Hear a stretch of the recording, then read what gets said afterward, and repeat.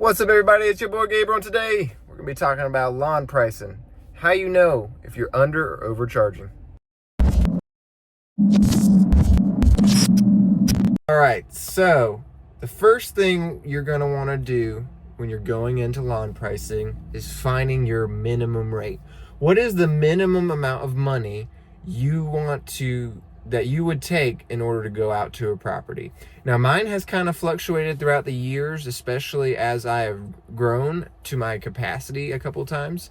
As I've grown, gotten more clients, better paying clients, dropped clients that pay less. Around your area, because it is very area dependent. An area with a higher cost of living, you might want to charge more. Area with a lower cost of living, you might be able to charge less. For me and my business, as I've grown up to it, my minimum starts at around $65 a cut.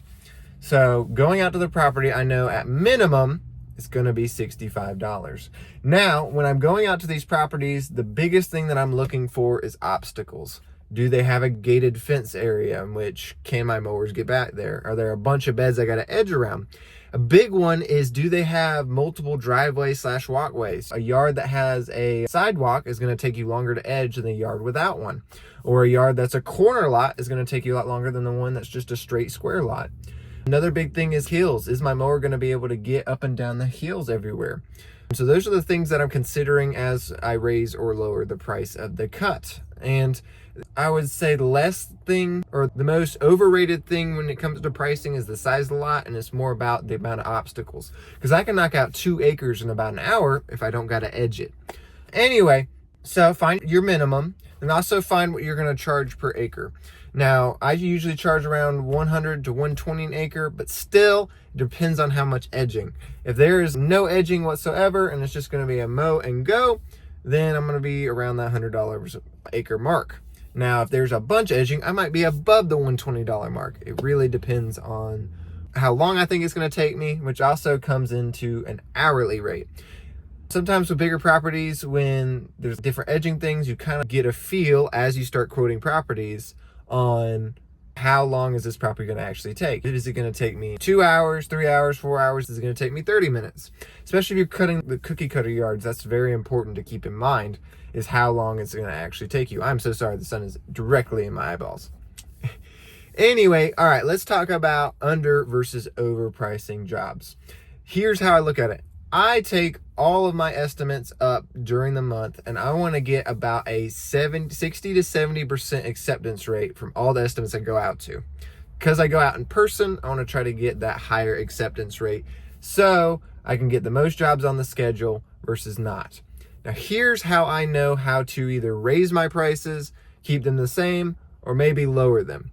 So if my estimate acceptance rate drops below that 50%, means I might be overcharging. Now, there is a caveat to that system. If I am already at capacity and I cannot put any more mowing clients on my list, then I can get away with dropping that acceptance rate, unless I want to hire another employee to raise that capacity limit. So let's say I can mow, 80 yards every 2 weeks is my maximum. Anyway, if I then go and if I keep my prices the same, I'm going to keep on adding more and more clients at the same rate and overwork myself. So what I do when I hit capacity is I either cut the clients that are paying me less, or I raise my prices, or both. So that, one, I can get more higher paying clients onto the schedule and be able to start weeding out those lower paying clients that I've had for a couple years, or just plain and simple bad clients. So that way I can keep my schedule kind of consistent, especially if you're planning on staying solo, because you want the highest paying clients so that you don't have to have as many and still get paid more. I'd rather do 2 lawns for $100 than 4 lawns for $50 thing.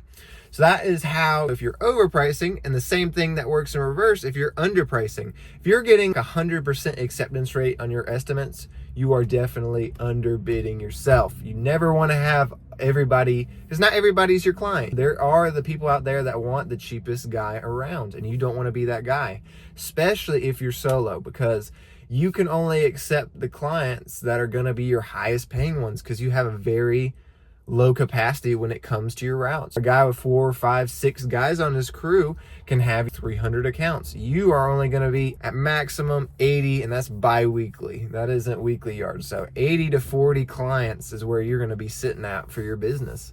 So if I have 100% acceptance rate, that's bad too. You don't want to do that. You want to raise those prices to where you're getting around that 60 to 70%. And like I said, even lower is fine for solo guys as long as your capacity is full. The big rule of thumb that I say is you're only overpricing if your schedule is not full.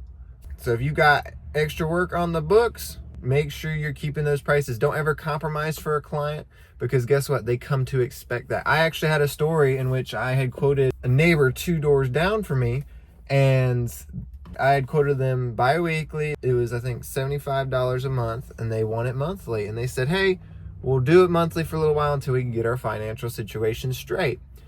Well, now they've gone through 3 different lawn companies because they didn't accept my bid because they wanted monthly. And I said, you know what, ma'am, I don't do monthly service to protect my equipment. I understand if you got to look for that, but that's just not something I offer. Anyway, they went through about 3 lawn care companies throughout that season because they just wanted monthly service. Make sure you stay consistent with your policies and with your rules, because clients will walk all over you. You want to make sure that it's consistent, it's set up from the beginning so that you know what you're going to be able to charge and what you're willing to take and what you're not willing to take, because your clients are going to, if they can do it once, they'll do it again.